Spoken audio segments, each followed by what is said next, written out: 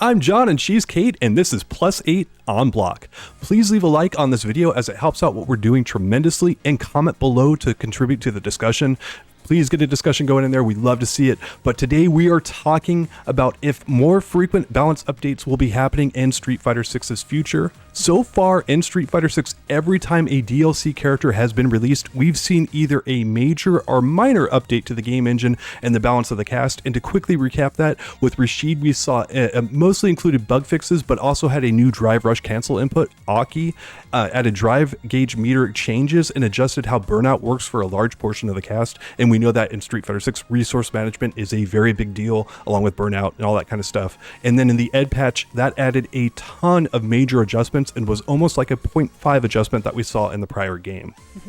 If this pattern continues, it means that every time a DLC character comes out for Street Fighter 6, it's likely we're going to see some changes to the game, potentially very significant ones, as we know that will be happening here with Akuma when he's released soon. There are high expenses for updates, licenses, checks and balances as well. We've heard some of the expenses for a patch can be very high, so all of the things that the companies do come with a heavy risk.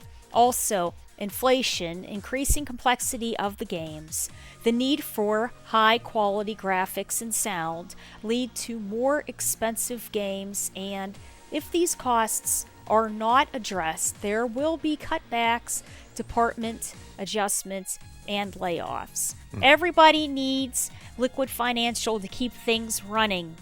4K resolution is more of a standard now in this era. Harada also did note that a 3D game like Tekken is more expensive than a 2.5D game like Street Fighter to make assets for. At least, that's his assumption.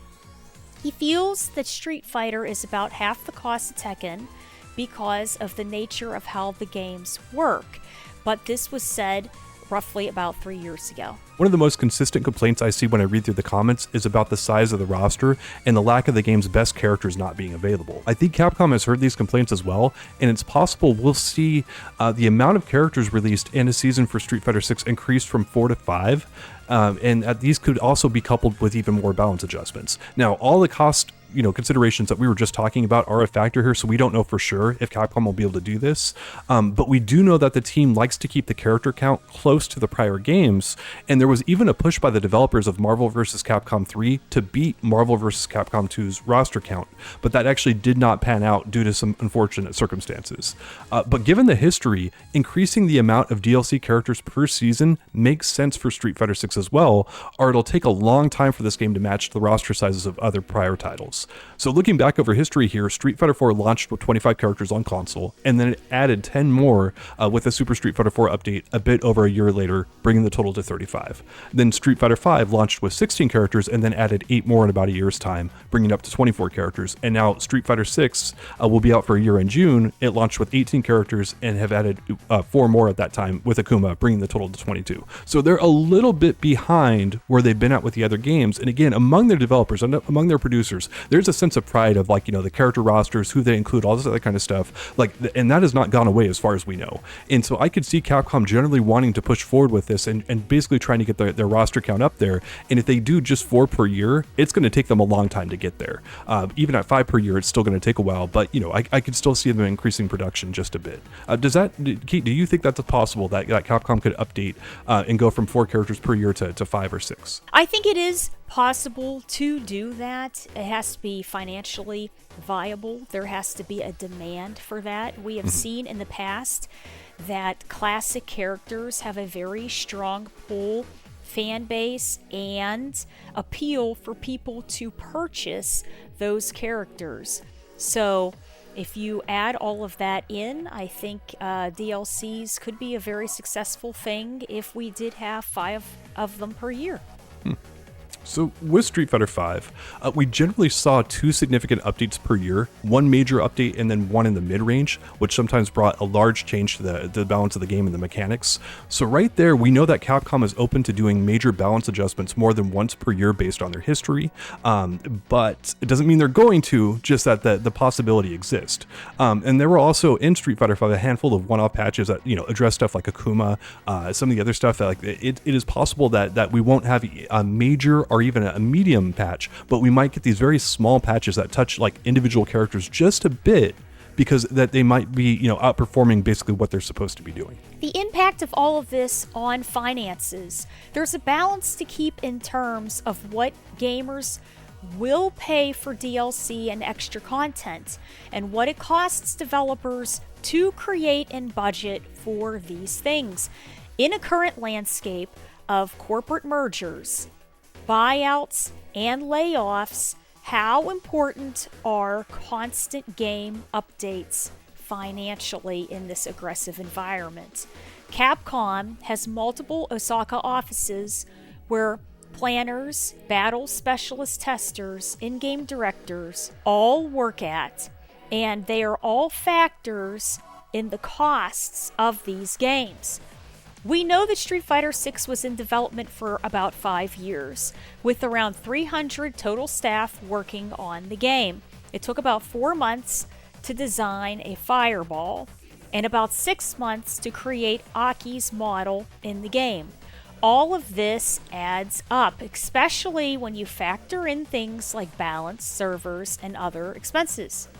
Yeah, and then how much DLC sales generate for a game like Street Fighter when there's a highly passionate fan base who's very dedicated and loves content updates is up for debate. Because one could argue that DLC sales for an FGC title are quite a bit larger than the average video game fan base, considering how passionate and wild our community is. This is a scene where people spend thousands of dollars to fly across the world to compete in events and have been doing so for decades. That's the norm here in our community. It's not the exception. And so one could argue that they're far more willing to pay for DLC than you would your average gamer. Sales are a big deal for these games. However, as when Tekken 7 was initially pitched, they only had planned on 2 seasons of the DLC.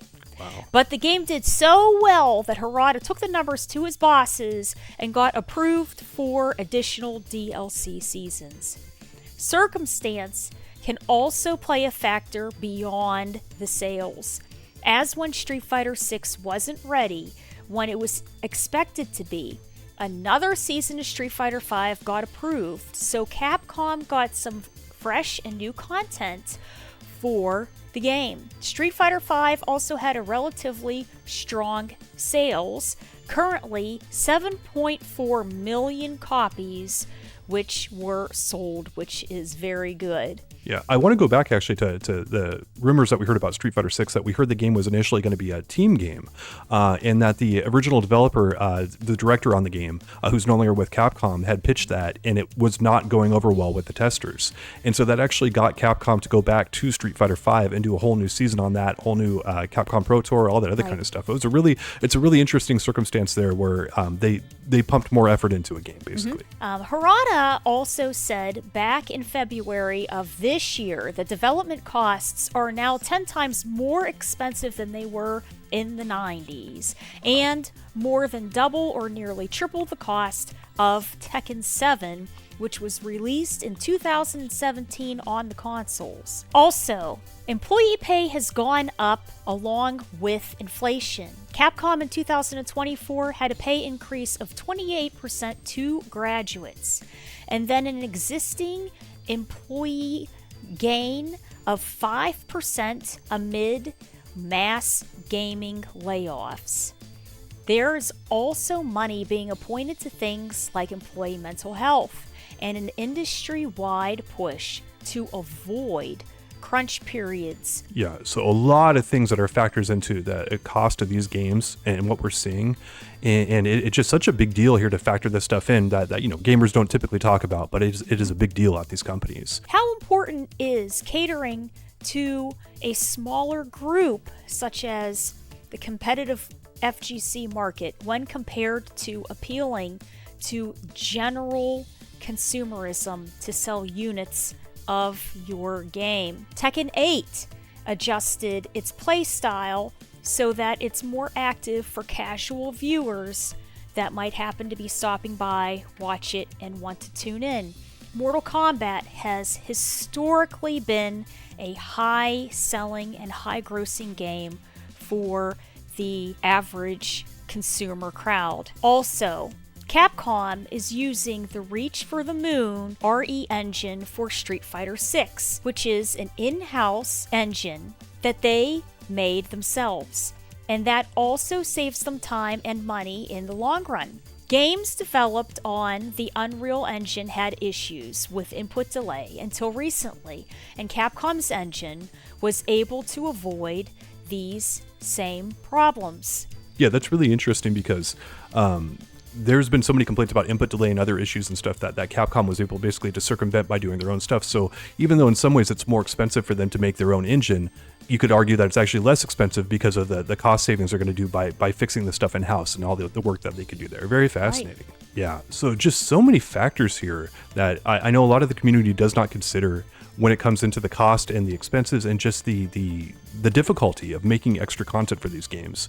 I know that one of the developers of Skullgirls joked that like to make someone's hand would cost like $200,000 or whatever, right, let alone the entire model and stuff. And so we just wanted to talk a little bit about this to kind of illuminate what we're seeing and just basically say that there's a lot going on here with DLC sales that more than meets the eye. And you can't exactly compare these to all the other industries out there. The fighting game community has some special and unique things about it that are factors in here, especially when you get into the minutia of balance and how detailed our community expects these developers to be on everything, on every aspect of stuff. They're very demanding, and it's very hard for the developers to keep up with that. So once again, please leave a comment below, get the discussion going in there. We love seeing that. And once again, thank you all so much for watching, and we'll be back with you soon.